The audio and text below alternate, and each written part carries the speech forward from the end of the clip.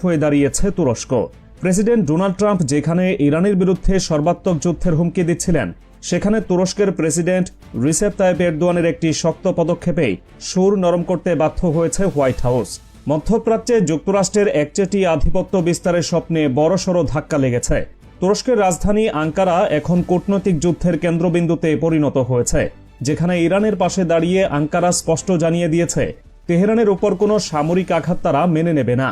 পরিস্থিতি এতটাই দ্রুত মোড় নিয়েছে যে ট্রাম্প প্রশাসন এখন যুদ্ধের হুঙ্কার ছেড়ে আলোচনা টেবিলে বসার পথ খুঁজছে।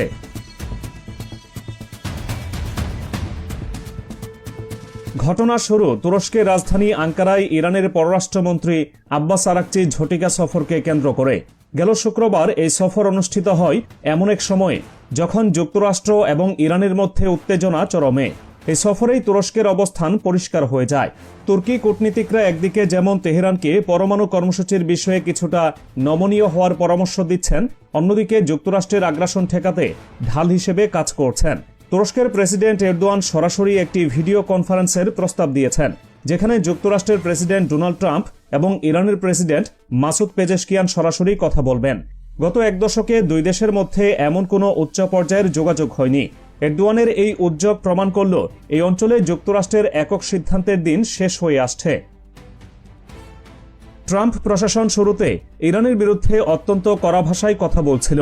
মার্কিন প্রতিরক্ষা মন্ত্রী পিট হেগসেথ মন্ত্রিসভার বৈঠকে ভাব মেরে বলেছিলেন, প্রেসিডেন্ট ট্রাম্প যা চাইবেন তারা সেটাই করতে প্রস্তুত।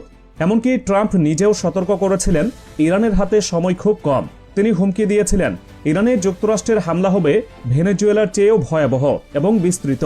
কিন্তু তুরস্কের কঠোর অবস্থান এবং ইরানের সামরিক প্রস্তুতির খবর পাওয়ার পরই ওয়াশিংটনের সুর অবিশ্বাস্যভাবে বদলে যায়। ট্রাম্প বৃহস্পতিবার রাতে ওয়াশিংটনের কেনেডি সেন্টারে দাঁড়িয়ে সম্পূর্ণ ভিন্ন সুরে কথা বলেন। তিনি জানান ইরানের সঙ্গে তিনি কথা বলতে চান, অথচ কিছুক্ষণ আগেই তিনি তার বিশাল যুদ্ধজাহাজ ইরানের দিকে পাঠানোর কথা বলছিলেন। ট্রাম্পের এই হঠাৎ মত পরিবর্তনে বিশ্লেষকরা বলছেন তিনি ইরানের সক্ষমতা এবং তুরস্কের মধ্যস্থতাকে ভয় পাচ্ছেন।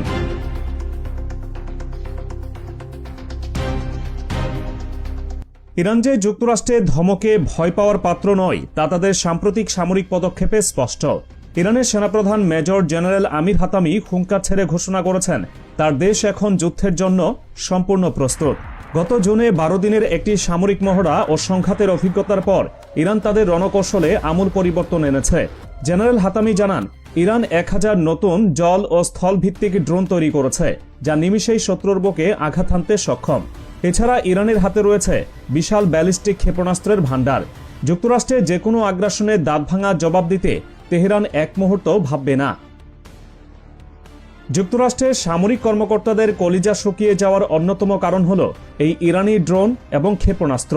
খোদ মার্কিন পররাষ্ট্রমন্ত্রী মার্কো রুবিও স্বীকার করতে বাধ্য হয়েছেন মধ্যপ্রাচ্যে মোতায়েন করা প্রায় 30,000 মার্কিন সেনা সদস্য ইরানের হাজার হাজার ওয়ান-ওয়ে ড্রোন এবং স্বল্প পাল্লার ক্ষেপণাস্ত্রের আওতার মধ্যে রয়েছে। অর্থাৎ ট্রাম্প যদি আবেগের বশবর্তী হয়ে যুদ্ধের নির্দেশ দেন, তবে এই 30,000 মার্কিন সেনার জীবন চরম ঝুঁকির মুখে পড়বে। মার্কো রুবিও বুধবার কংগ্রেসে দাঁড়িয়ে ইরানি শাসন ব্যবস্থা পরিবর্তনের বিষয়ে সতর্ক করে দিয়ে বলেছেন, এটি এমন একটি সরকার যা দীর্ঘ সময় ক্ষমতায় আছে, তাই হুট করে কোনো সিদ্ধান্ত নেওয়া যাবে না। যুক্তরাষ্ট্রের এই পিছু হটা মনোভাব ইরানের সামরিক শক্তিরই বহিঃপ্রকাশ।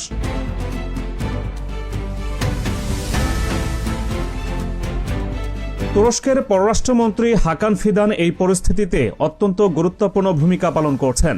কাতার ভিত্তিক সংবাদ মাধ্যম আল জাজিরাকে দেওয়া সাক্ষাৎকারে তিনি সাফ জানিয়ে দিয়েছেন ইরানে হামলা চালানো হবে একটি ঐতিহাসিক ভুল।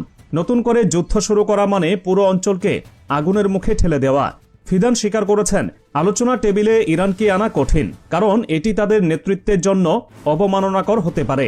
কিন্তু তুরস্ক চেষ্টা করছে এমন একটি সম্মানজনক সমাধান বের করতে যা তেহরান মেনে নিতে পারে। তুরস্কের এই শক্ত অবস্থানের কারণেই মধ্যপ্রাচ্যের অন্যান্য দেশগুলোও সাহস সঞ্চয় করেছে। উপসাগরীয় অধিকাংশ দেশ ইতোমধ্যে যুক্তরাষ্ট্রকে জানিয়ে দিয়েছে তারা ইরানকে আক্রমণ করার জন্য তাদের আকাশসীমা বা মাটি ব্যবহার করতে দেবে না। এটি যুক্তরাষ্ট্রের জন্য একটি বড় আঘাত, কারণ ঘাঁটি ছাড়া এবং আকাশসীমা ব্যবহার করা ছাড়া ইরানে হামলা চালানো প্রায় অসম্ভব। শুক্রবার ইস্তাম্বুলে ইরানের পররাষ্ট্রমন্ত্রী আব্বাস আরাকচির সঙ্গে যৌথ সংবাদ সম্মেলনে হাকান ফিদান আরও কঠোর বার্তা দেন। তিনি স্পষ্ট বলেন, প্রতিটি সুযোগে তুরস্ক তার পশ্চিমা অংশীদারদের জানিয়েছে ইরানকে লক্ষ্য করে কোনো সামরিক হস্তক্ষেপের তারা ঘোর বিরোধী। ইরানের অভ্যন্তরীণ সমস্যা একান্তই তাদের নিজস্ব ব্যাপার এবং বাইরের কোনো দেশের সেখানে নাক গলানোর অধিকার নেই। তুরস্কের এই বক্তব্য সরাসরি ওয়াশিংটনের প্রতি একটি সতর্ক বার্তা। আঙ্কারায় নিযুক্ত মার্কিন রাষ্ট্রদূত টম বারাকের সঙ্গে বৈঠকেও ফিদান এই বার্তাটি পৌঁছে দিয়েছেন।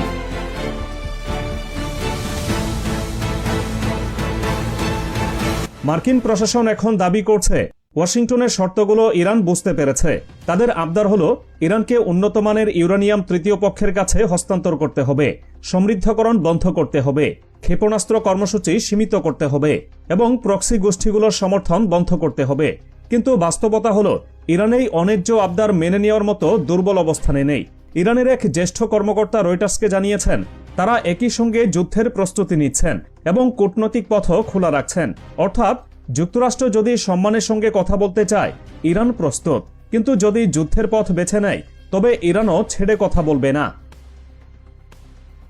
ইরানের অভ্যন্তরীণ পরিস্থিতি নিয়ে যুক্তরাষ্ট্র ঘোলা পানিতে মাছ শিকারের চেষ্টা করছে।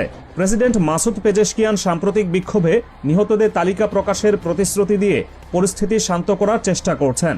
যদিও দেশটির বিরোধী পক্ষ এবং বিদেশি মদতপুষ্ট কিছু গোষ্ঠী শাসন ব্যবস্থার পতন ঘটাতে চাইছে, কিন্তু ইরানের মূল নেতৃত্ব এবং বিপ্লবী গার্ড বাহিনী এখনও কঠিন অবস্থানে রয়েছে। ইরানের সাবেক প্রধানমন্ত্রী মীর হোসেন মোসাভি গণভোটে ডাক দিলেও বর্তমান ভূরাজনৈতিক বাস্তবতায় এবং বিদেশি হুমকির মুখে ইরানের জনগণ তাদের সরকারের পাশে দাঁড়াবে বলেই মনে হচ্ছে। ট্রাম্প প্রশাসন ভেবেছিল অভ্যন্তরীণ অসন্তোষকে কাজে লাগিয়ে তারা তেহরানে সরকার পরিবর্তন করবে, কিন্তু এরদোয়ানের হস্তক্ষেপ এবং ইরানের সামরিক প্রস্তুতি তাদের সেই আশায় গুড়ে বালি দিয়েছে।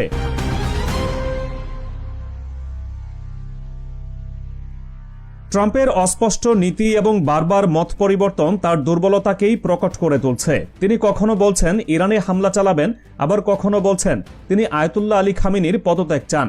এমনকি জুনে তিনি ইরানের পারমাণবিক কর্মসূচি ধ্বংস করে দেওয়ার দাবিও করেছিলেন, যা পরে মার্কিন গোয়েন্দা সংস্থায় ভুল প্রমাণ করেছে। ট্রাম্প আসলে বুঝতে পারছেন না তিনি কি করবেন। তার সামনে এখন দুটি পথ খোলা, ইরানের সঙ্গে সম্মানজনক আলোচনায় বসা, নয়তো এমন এক যুদ্ধে জড়ানো যেখানে যুক্তরাষ্ট্রের পরাজয়ের এবং ব্যাপক ক্ষয়ক্ষতির আশঙ্কা প্রবল। ইরানের পররাষ্ট্র মন্ত্রণালয়ের মুখপাত্র ইসমাইল বাঘাই সামাজিক যোগাযোগ মাধ্যমে জানিয়েছেন প্রতিবেশী দেশগুলোর সঙ্গে সুসম্পর্ক ও অভিন্ন স্বার্থের ভিত্তিতে ইরান সম্পর্ক দৃঢ় করতে বদ্ধপরিকর। এটি বলে দেয় ইরান আঞ্চলিক কূটনীতিতে যুক্তরাষ্ট্রের চেয়ে অনেক বেশি পরিপক্কতার পরিচয় দিচ্ছে। তারা তুরস্কের মতো শক্তিশালী প্রতিবেশীকে পাশে পেয়েছে, সৌদি আরবের সঙ্গে গোয়েন্দা পর্যায়ে আলোচনা চালাচ্ছে এবং নিজেদের আকাশসীমা ও মাটি রক্ষায় উপসাগরীয় দেশগুলোকে একাট্টা করতে পেরেছে।